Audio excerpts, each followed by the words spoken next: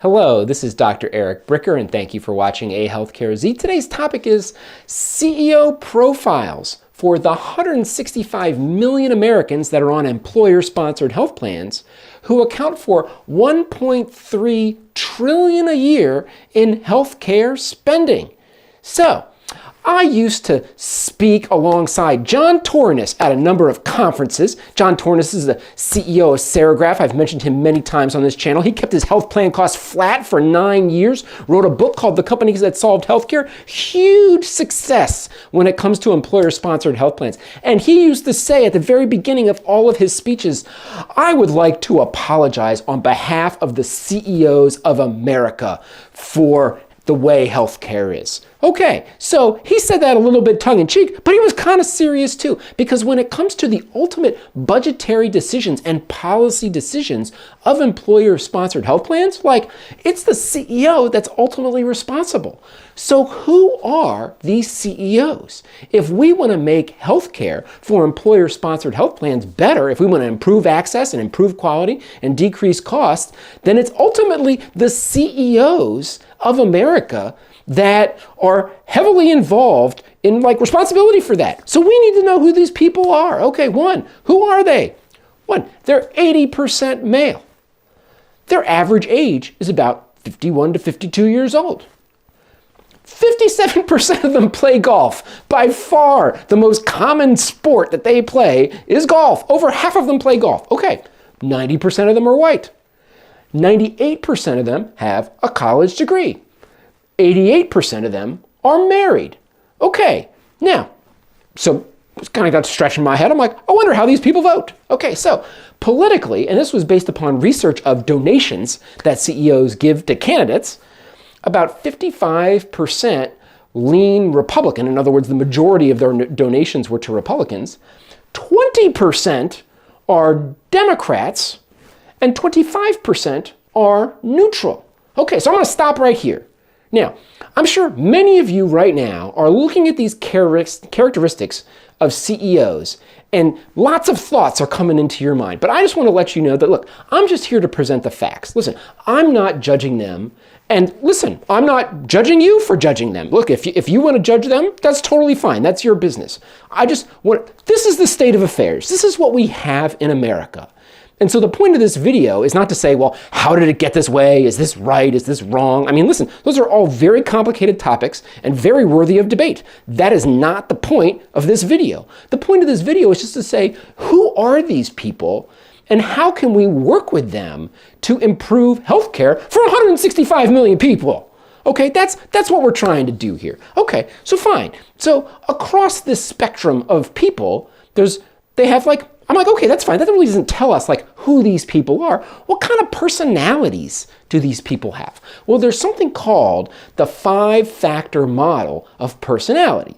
So it has 5 different categories. So how do CEOs sort of rank or stand in regards to these 5 personality traits? Okay, so the first trait is openness, and they have very high degrees of openness. And what does it mean to be open? They're open to new ideas, and they tend to be risk takers. Okay, 2, they tend to rank high in terms of conscientiousness. Okay, that's kind of like it sounds. They're very action-oriented. They're into getting stuff done. They're into being planning. They're into planning. They're into organizing. They're into making things happen. Okay, makes sense. Okay, next up.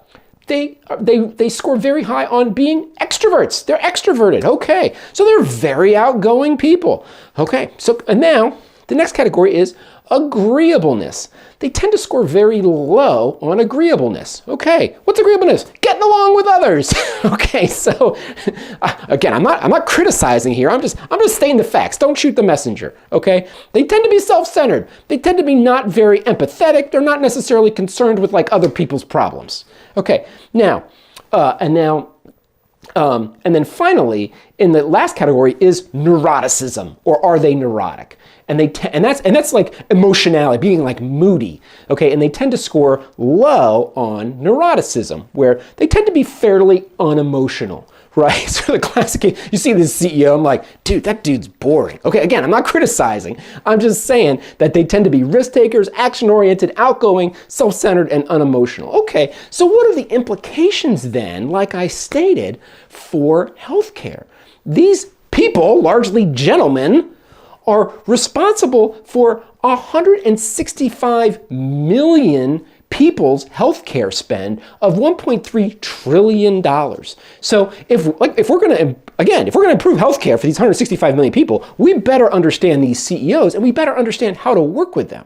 And now I'm going to use sort of that framework from ancient Greece of ethos, pathos, and logos in terms of persuasion, in terms of how we interact with people. We're going to use that framework to say, okay, well, what kind of ethos, pathos, and logos should we have when interacting with CEOs to be successful in improving the healthcare for these 165 million people? Okay, so first of all, ethos, that's your credibility. Okay, I'm going to give you a crazy idea when it comes to ethos and credibility. You need to know about golf. Okay, you might not play golf, you might not even like golf. I will tell you, the most successful healthcare salesperson that I know is a woman who doesn't play golf at all, but she would hang out at the golf course. So if there was ever a member guest or there was like a charity golf event or whatever, like she would like sponsor they have like different holes you could sponsor, like, getting the ball on the green for a par 3 or, a tent at the 18th hole or whatever. Like she would hang out at the golf course. Hugely successful. I don't know how many relationships she built and how many leads she generated by just being in the milieu of golf. Does she care about golf? No, but she knows that's where CEOs hang out. So she wanted to hang out there too. Okay, next up. Enthusiasm. They're extroverts. Okay, there's something that extroverts hate, and that is low energy people. Extroverts hate that. And so when you're interacting with a CEO, like, be enthusiastic. Even if you're having a bad day, if you're in business, you're in show business. So you need to be enthusiastic when you're interacting with a CEO. Now, don't overdo it like me. I obviously don't overdo it. Don't follow my example. Okay, but be enthusiastic. Okay, next up, pathos. That is your empathy for the CEO. Okay, so fine. If we know that they tend to be self-centered, then we need to appeal to their own self-interest. What does that mean? That means appealing to this cost number, okay? These folks are trying to run a business and they're trying to maximize profit and they're trying to decrease costs for their business. They're trying to grow sales for their business. So you need to act in their self-interest around the money. At the end of the day, like, because they don't have a ton of empathy, you're not going to be able to like persuade them with the stories of like suffering employees and family members on the health plan. Like, I'm sorry, like that may work for some of them, but for the vast majority of them, that's not going to work because they don't use a message of like, we're going to fix healthcare in America. Like, CEOs don't care about fixing healthcare in America. Like, that's not they're like, look, that's not my problem. They're like, look, I run a factory, I run an air conditioning business. Like, look, this is not my thing. Okay, fixing healthcare in America is not my responsibility. Fine.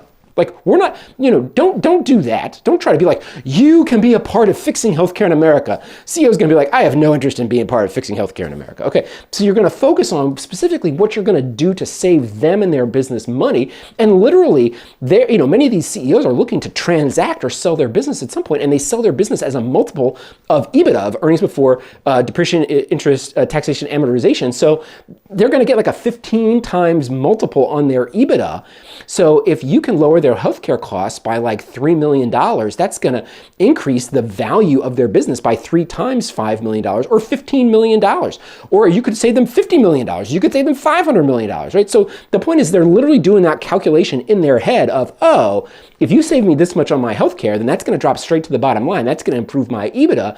And then when I sell the company, I'm going to get 15 times that EBITDA. So like literally you, by helping me with my healthcare costs, are going to pad my pockets with X amount of more money when we transact this business. I mean, that's literally what's going through their head when they're making these calculations. Okay, and then next up, like where they do have empathy is for their immediate family. So if you're thinking about like a healthcare change, like think about how it's going to impact their spouse and their kids, okay?